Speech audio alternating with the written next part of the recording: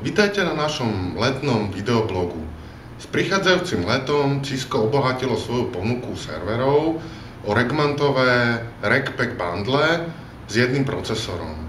Tie sa nám akurát hodia pre menšie typy nasadenia, napríklad s jednou aplikáciou, databázou, exchangeom alebo iným typom použitia, respektíve ako základ pri vytváraní serverov s virtualizáciou menšieho počtu virtuálnych serverov.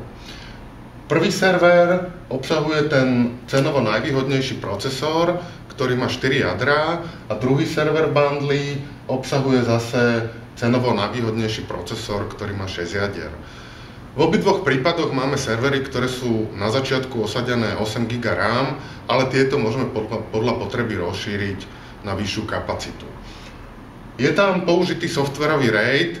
V prípade, že by sme chceli robiť virtualizáciu, je asi rozumné rozšíriť tieto servery o hardwarový RAID.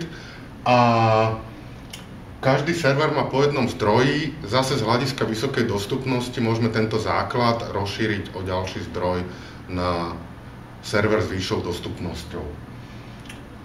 Čo sa týka ďalšej zaujímavej informácie, nemáme ešte bližšie technické špecifikácie, ale čoskoro by sa malo na trhu objaviť riešenie s masívnym storage škálovaním vo forme servera, v ktorom budú desiatky rotačných diskov a budú dva modely, v ktorom bude buď jedna doska so serverom alebo dve dosky s dvomi servermi, ktoré budú obsluhovať takto masívny počet rotačných diskov. Bude tam priestor aj pre SSD disky, ktoré budú fungovať ako cache pre prístup, zrýchlenie prístupu k dátam na rotačných diskoch.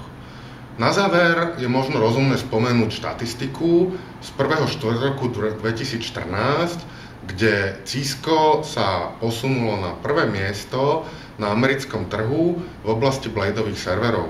Takže dnešný podiel Cisca na trhu s bladeovými servermi v USA je 46%, HPčko na druhom mieste sa posunulo na 35% a IBM na treťom mieste má niečo vyše 20%. Ukazuje sa tak, že inovácie, ktoré Cisco Blade servery prinášajú, zákazníci vedia oceniť a tieto servery sú stále populárnejšie. Dúfajme, že tento trend sa posunie aj do Európy a že výhody týchto serverov ocenia aj naši zákazníci.